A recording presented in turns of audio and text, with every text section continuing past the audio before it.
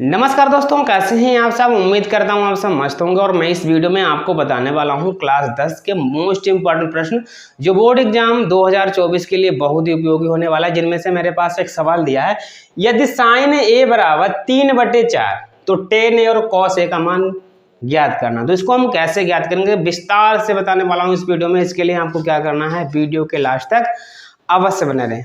और अगर आप मेरे चैनल पर नए हैं तो मेरे चैनल को सब्सक्राइब करना, साथ में बेल आइकन को भी प्रेस करना। ठीक है, मेरे पास साइन ए बराबर 3/4 दिया है। तो इस तरीके से सवाल को लगाने के लिए मेरे पास एक फार्मूला है। उस फार्मूले को हम समझकर सवाल को आसानी से लगा सकते हैं। फार्मूला कौन सा है देख लीजिए। फार्मूला है लाल बटे कक्का। इस फार्मूले का ही यूज कर हम क्या करेंगे, ऐसे सवालों को आसानी से लगा सकते हैं। ये फार्मूला है, इसको कहते हैं लाल बटे कक्का। इसको हम लाल बटे कक्का नाम से जानते हैं। अब लाल बटे कक्का का हम यूज कैसे करेंगे वो भी इस वीडियो में आपको शेयर करने वाला हूं। देखिए मेरे पास ये यल बटे के, यल का मतलब होता है लंब और के का मतलब बच्चों होता है कर्ण। यल का मतलब लंब, के का मतलब कर्ण, और जो ए दिया है ए का मतलब होता है आधार। ठीक है, और त्रिभुज में 3 ही भुजाएं होती हैं, आधार, लंब और कर्ण। और हमें तीनों अगर भुजाएं पता है, सवाल को हम आसानी से लगा सकते हैं। ठीक है, हम क्या करेंगे, जो हमारे पास ये पहली लाइन है ये किसकी है बच्चों, ये साइन। अगर आपसे कोई साइन का फार्मूला पूछे, कहेंगे भैया साइन थीटा बराबर या साइन ए बराबर बताओ, तो कहेंगे लंब बटे, ये भैया लाइन जो होती है इस तरीके से, इस लाइन को हम क्या कहते हैं, बटे की लाइन कहते हैं। तो ये हमारा लंब बटे कर्ण, यहाँ पर आधार बटे कर्ण, ये हमारे बटे की लाइन है। ठीक है, इस तरीके से यहाँ पर 3 लाइनें बन रही हैं। इन तीनों लाइनों में साइन कॉस टेन का और कोसेक सेक कोट का भी फार्मूला इसमें लिखा हुआ है। तो पहला जो हमारी जो लाइन होती है वो हमारा साइन का होता है, और साइन का अपोजिट क्या होता है, कोसेक। कहेंगे भैया साइन का अपोजिट बता दीजिए, तो हम बताएंगे अपोजिट क्या है। इसको हम कहेंगे साइन बराबर होता है लंब बटे कर्ण, और कोसेक बराबर क्या हो जाएगा, कर्ण बटे लंब। सेम इसका उल्टा होता है। ठीक है, इसी तरीके से दूसरा जो होता है वो कोस का होता है। इसी कोस का हमारा विपरीत होता है सेक, और ये हमारा होता है टेन का, और टेन का विपरीत हो गया कॉड। ठीक है, तो मेरे पास फार्मूला लिखा हुआ है, उसको मैं समझ भी गया हूं। मैंने आपसे कह दिया साइन थीटा का सूत्र बताओ, तो साइन थीटा की लाइन में आ जाएंगे, लेकिन लंब बटे कर्ण। तो हमारे पास यहाँ मान किसका दिया, साइन थीटा नहीं, साइन ए का मान दिया। तो ए हो चाहे कौन चाहे थीटा, उसमें कोई समस्या नहीं होने वाली है।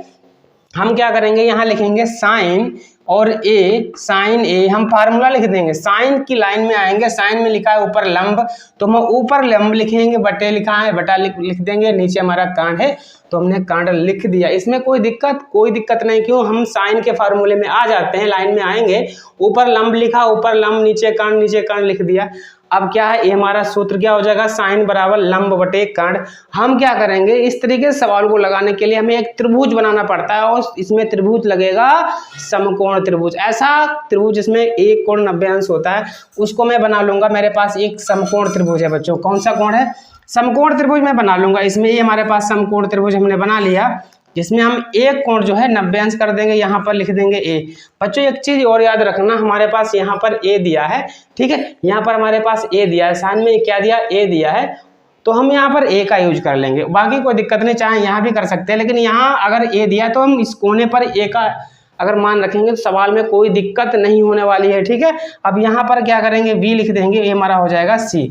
हमारे पास इस त्रिभुज में 3 भुजाएं हैं, कौन सी, लंब, आधार और कर्ण। हमें पता ही नहीं लंब कौन सी होती है और कर्ण कौन सी होती है, आधार कौन सा होता है। मैं आपको बताऊं, यहाँ पर अगर कोण ए दिया तो हमारे पास ए लंब हो जाएगा बच्चों, ये हमारा लंब है, ये हमारा क्या है, आधार हो जाएगा। ठीक है, और ये हमारा क्या है, कर्ण। 3 भुजाएं हमारे पास हैं, लंब और कर्ण। लेकिन सवाल में 2 भुजाओं के मान दिए हैं, कौन से दिए हैं, क्योंकि साइन में साइन ए बराबर लंब बटे कर्ण होता है, ऊपर है लंब, तो ऊपर मान कितना दिया बच्चों, जो हमारे पास सवाल है किताबों में दिया है कि साइन ए बराबर 3/4, तो साइन में ऊपर होता है लंब, नीचे होता है कर्ण, तो इसका मतलब लंब का मान कितना है, 3। तो हम जहां लंब लिखा है इसके जगह पर कितना लिख देंगे, 3, और भैया नीचे लिखा है 4, और नीचे होता क्या है, कर्ण, तो कर्ण के जगह पर हम क्या कर देंगे, 4 लिख देंगे। हमें एक भुजा का मान निकालना है, वो कौन सी भुजा है, वो आधार का फार्मूला मालूम हो।